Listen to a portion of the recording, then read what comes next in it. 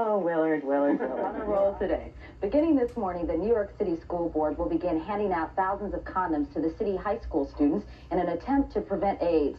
And right now, you are looking at a live picture from the subway stop at New York City Grand Central Station, where a gay men's group is handing out condoms. In fact, they plan to hand out more than 100,000 condoms today at the city's subway stations.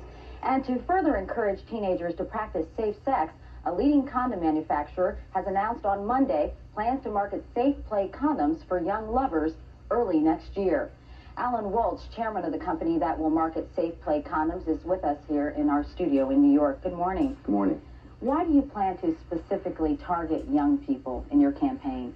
Well, we did a lot of research over the last 2 years, and we found out that despite the fact that most young people in the United States are fully aware of the problem with AIDS and other sexually transmitted diseases.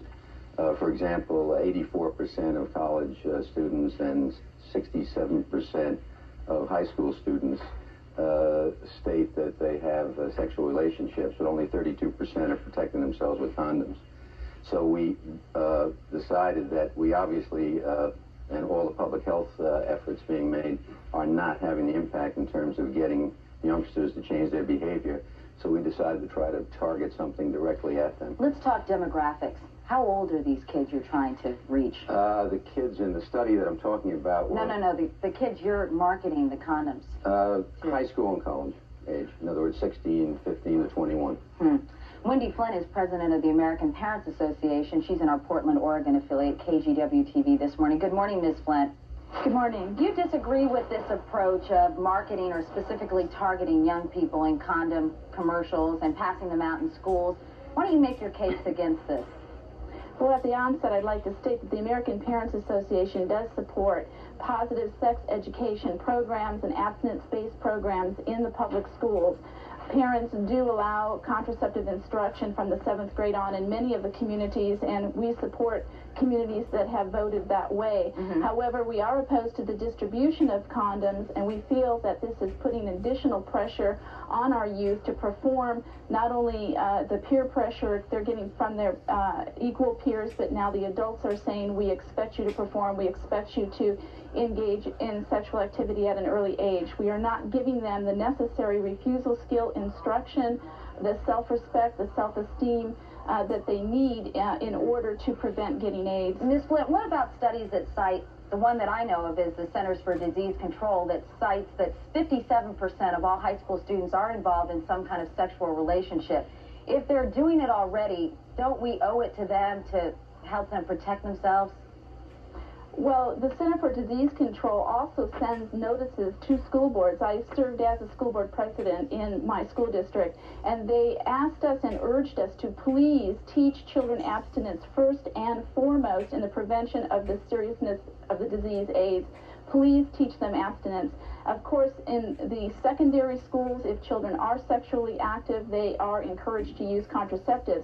Contraceptives are available freely in the marketplace, in the drugstore counters, and now in many restrooms for children that choose to purchase these. But distributing them, buying them with taxpayer dollars, and putting them into the children's hands in the public schools goes against our principle of local control and a school district being run by the parents and by the school board elected by the parents. What about the argument, Alan Waltz, that this encourages promiscuity, that it puts additional peer pressure on kids? Parents are trying to encourage abstinence, and yet all around them, kids are getting a different signal. Well, the statistics I just talked about showing that up to 84% of kids are already college kids, and 67% of high school kids are engaging in sexual relationships, indicates that there's a big population out there to deal with without being additional pressure. Our role is responding to the need. Myself, I would rather have a kid come home, even if I had talked to him or her about abstinence, to tell me they had a sexual relationship and they just picked up HIV. In your ad campaign, are you going to, in addition to advertising the condom itself, encourage responsibility or encourage abstinence? Will that go hand in hand? Yes, as a matter of fact, the product and all the literature features responsibility. In other words, take the responsibility for yourself and your partner. The whole idea of safe play is in the name. Does that make you feel any better, Wendy Flint? Not really. I don't think that condoms is going to be the answer to the teenage pregnancy epidemic, the STD epidemic, and the AIDS epidemic. They have experimented with this in San Francisco in a one-year study where they made condoms readily available to the students, had a sexually explicit program, and had intensified instruction for a year. At the end of that year, only 8% of the sexually active boys and 2% of the sexually active girls were using condoms on a regular basis. All right, Wendy Flint. The condom answer is not the answer. All right, I'm afraid that's going to have to be the last word. We'll be hearing a lot more about this in the future, I'm sure. Thank you both for joining us this morning. It's 8:14, and we're back in a moment with best-selling author Danielle Steele and her husband, John Traina, right after this. I have consulted because I've done things about not going off with this.